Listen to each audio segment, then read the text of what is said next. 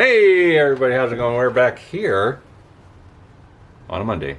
That's right, we're back to our usual schedule. Thank goodness. Anyway, it's a gorgeous day. It's beautiful. It's mild. It's just the perfect temperature. It's neither hot nor chilly or anywhere near there. It's, well, Goldilocks style. Just right. Yeah, it's not, this soup ain't too cold or too hot. It's just right. Well, not soup, it was porridge, I believe, right? It's been a while since I visited Goldilocks' story. Hey, just turned 44. What do you want? That's kid stuff. Anyway. Squadron leader. Good stuff. Really like it. I had this tin just languishing in my cabinet. And I had two tins. I smoked one tin, and that one was still sitting in the cabinet. And I failed to order some mountain camp before my camp trip, which is an epic fail on my part. It really is. Because I really wanted to have that for that camping trip. But then I just remembered that I needed to reorder some the day before I left for the trip. And nowhere near carries it. You got to order it online.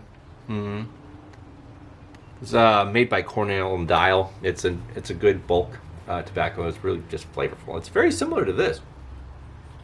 The flavor profile is very similar. Yeah, same notes. Very English, smoky mountain. Not smoky mountain, but campfire. I've had other people make comments on this style of or this flavor tobacco, and they say, "Wow, it smells like a steak, like a really good steak over a grill." I think that's a good thing. I love myself a good piece of steak. And I've been grilling steak over wood fire. So once the wood fire breaks down to a nice bed of hot coals, ooh, now that's flavor country right there. I like to use, when I can, mesquite or oak or other hardwoods seem to have a good flavor.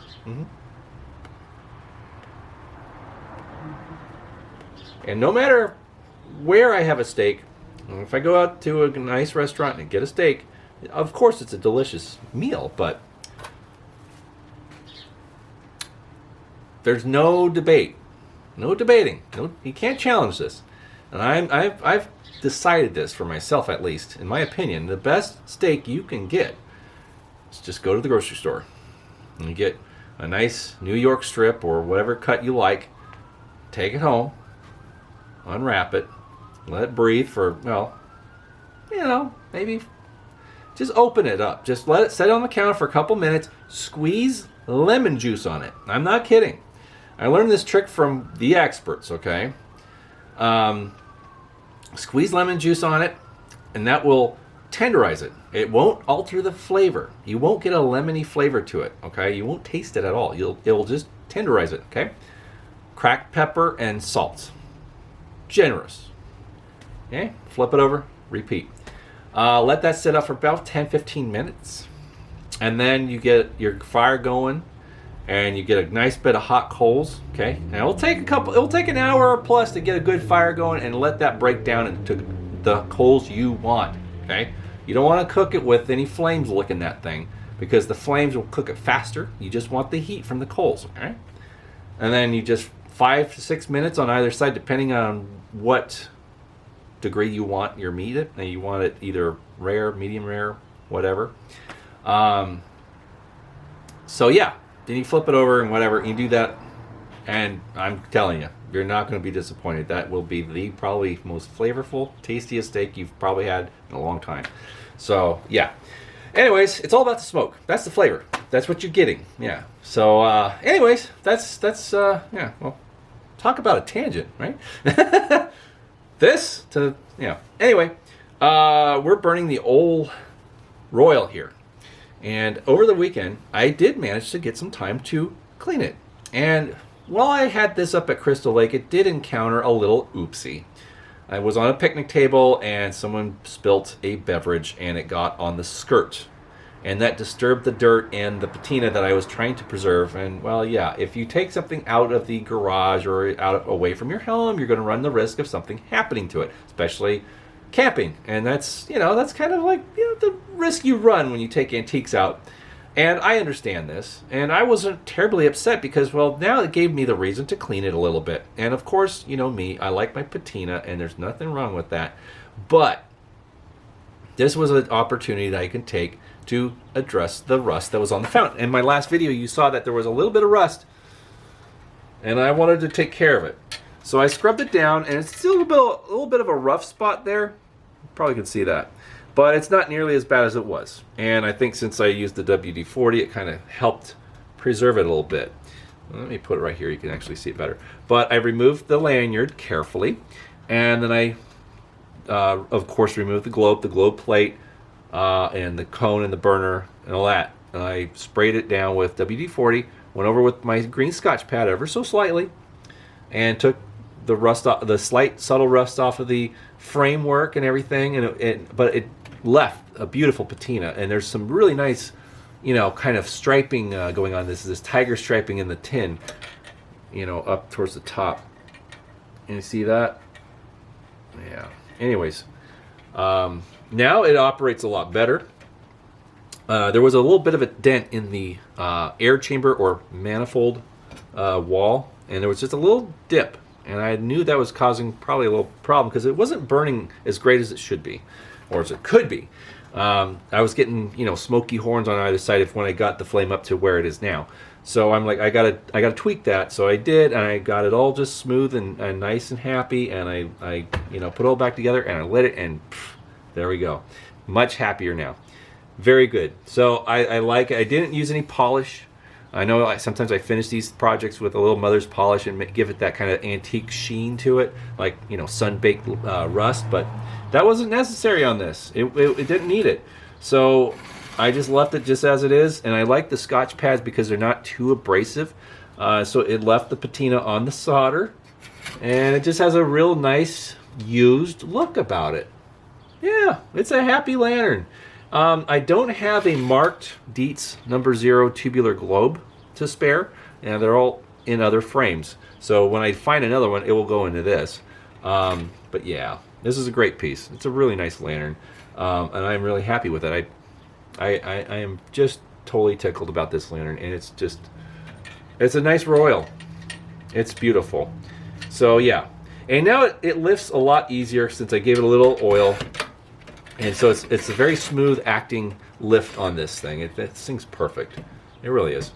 The brass on the cone came out really nice. I didn't really do anything to it. It was dingy, and that's all. I thought it was oxidation, but when I took the WD-40 and a rag, I just wiped it, and it was all grime. It was just grime, and I was a little upset at myself because had I known it was grime, I would have left it, because that was dirt from its previous life, where it probably acquired it from, where it was sitting, and from the job that it was probably assigned to. So sometimes I've been getting a little fastidious about leaving things be. And I like leaving things if they're good, sturdy, strong, and serviceable, or working order. I don't like to do much cleanup anymore. I don't do a whole lot of full-on restorations. So that's that. But yeah, it's in perfect shape. I'm done. This one's done. But yeah, the brass was preserved because of the grime, so it kept the air away from the brass and didn't oxidize. So it just is still nice and yellow. So I'm going to leave it just the way it is. It's perfect in my opinion, and rock and roll. There we go. So the Dietz Royal is done. I'm glad I had a few minutes to clean it up just so slightly. It did take a long time to really get this to where I want it to be. So that was a very nice, straightforward cleaning job. Yeah. So anyway, other things.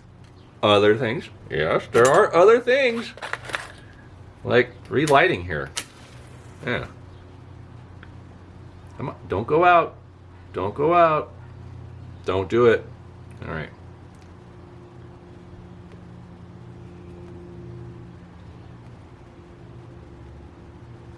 It went out. But I got the job done. All right. Anyways, here's something I want to share with you. This is something that's really, well, it's a little, what's the word I'm looking for? There's a word I'm looking for. Think. Well, out of character. Back, I would say maybe 2019, a friend of mine gave me a lantern that belonged to his father. Now, he found a bunch of stuff that he was going through that belonged to the estate. And he remembers camping with this lantern. And why he didn't keep it, I don't know. It's a cool piece. But I guess he's over camping. Yeah, he's told me. Spent a lot of time out camping, and he's kind of not into it anymore. But anyways, he gave me this. It came in this bag. He gave me this bag. Okay. It's an old army bag, probably held a camp stove of some sort. Okay. There's some writing on it. It says, well,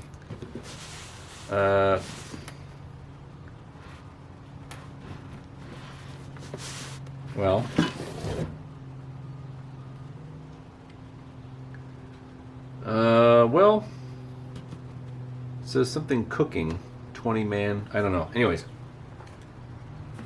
probably with a burner or stove of some sort. And by the looks of this bag, it's probably World War II era. Mm-hmm. Don't go dying on me.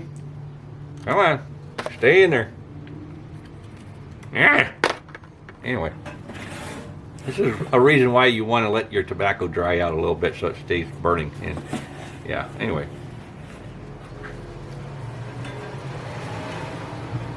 Here we go. Yeah, it's a pressure lantern. It's a Coleman, circa 1946. So, he gave me this, and I was kind of like, well, I'm not a Coleman guy. I'm really not into pressure lanterns. They kind of scare me. And I know that sounds weird. That can sound, I don't know, dumb. Why are you afraid of a lantern, Rob? You love lanterns. Well, yes, I do, but not every lantern. I have my favorites, and I have the style that I like best, which is tubular. I like tubular kerosene burners. But this thing, it's a cool one. So I showed it to my friend Steve Young. So shout out to Steve in San Dimas. What do you know? It went out.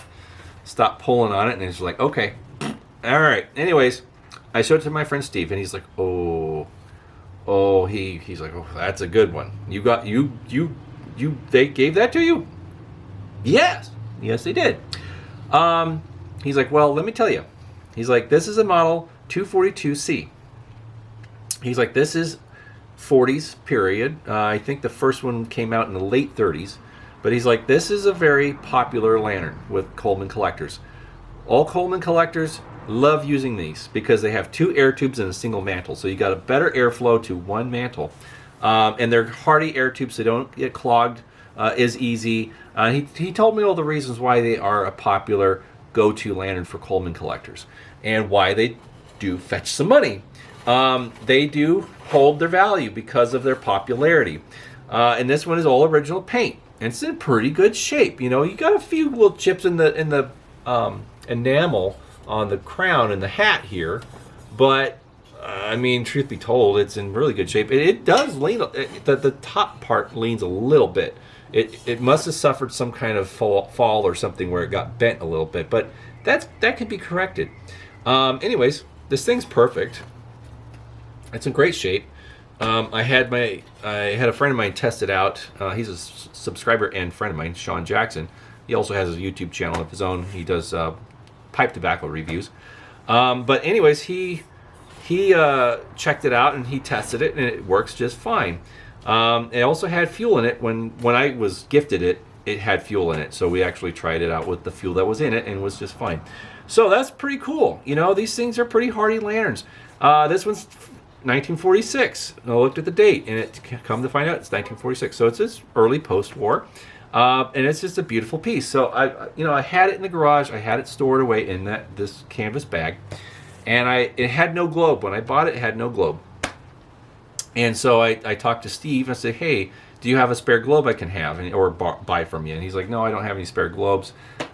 He's like, the original globe that this would have came with would have had the very faint, it would be a Pyrex globe, and it would have the faint Sunrise Coleman logo, and those usually go for $50, $60 plus on eBay. They are popular and desirable because this model lantern is very popular. I'm like, okay, well, that's fine. He lent me a replacement globe, just a contemporary replacement Pyrex globe for this lantern for the camp out. Well, I did express my interest in a mica shade. So he said there's a guy that makes these mica shades, and he says he'll order me one. So I was like, oh, don't worry about it. I'll pay you back. What, $20? That's fine. So he ordered one, and he brought it to the camp out, and it was my birthday gift from him. So thank you again, Steve. I really appreciate that. It's a perfect addition. Now, some people might say, well, that's not an accurate globe for that lantern. No, actually, it is. It was, to my understanding, from from Steve, what he said, that they did offer the mica shade for this model as well in the 40s, as well as the glass. So I think this looks really nice. It has an earlier look. It gives it an earlier period look. And this lantern did come out in the late 30s, to my understanding. And so that's cool. And gives it a little more of a pre-war look. Now, of course, the other ones could be nickel-plated, founts and whatnot. But this thing is just a really nice original Survivor. I'm not going to do any more work on it except for just burning and enjoying it. So it's a beautiful piece. And my sympathies are still with kerosene, but this thing kicks out so much nice light when you're wanting to cook out in the woods. You want to do you really want to see what you're doing. This thing will do the job, and it's not going to be terribly too bright where you can't look at it. I mean, that mantle gets pretty bright. Don't let me fool you. That thing, you don't want to stare at it long, because you will see. You look away from it, you'll just see a white ball just floating around. You're like, So don't do that. Don't look at it. But when it's sitting on a table and you're having dinner, you can see everything really well. So definitely a wise thing that I have. I'm not selling it. I'm keeping it, and it's a great gift that my friend gave me, and I really do value it. I was kind of not, I was kind of on the fence, but it's staying, and it's a piece of his father's history, and I honor my friend and his admiration for his father, his late father, that is. Anyways. So this thing's got some great family history for his family, and now it's in my collection, and it stays. But first pressure lantern, and probably will be the only pressure lantern, because I only have so much room for tubular stuff, and that's really my main thing. So with that being said, it's okay to have a little variety, I guess. Anyways, I know I like to tease some of my pressure lantern friends. It's like, well, I like my lanterns. Light is to be seen and not heard, because those things hiss. They do have a, they do make some noise. These things don't. I always like to tease my friends, and they tease me too. So it's all good fun. It's all good, clean fun. Anyways, so thanks again, Steve, for the globe. I love the mica shade. It's really nice, and it's going to be a great addition to the camping gear. Since it is period for the camping gear that I have, it's going to be a staple, and of course augmented with kerosene burners. So yeah, good stuff. All right, friends. Well, we're running out of time, and thought I'd just make a fun video for you guys out here, show you an update on the Royal, and show you a pressure lantern, a Coleman 242C. So, something new, something different in the time cave. All right, friends, have a great one, and we'll see you again soon. All right, have a great week. Bye-bye.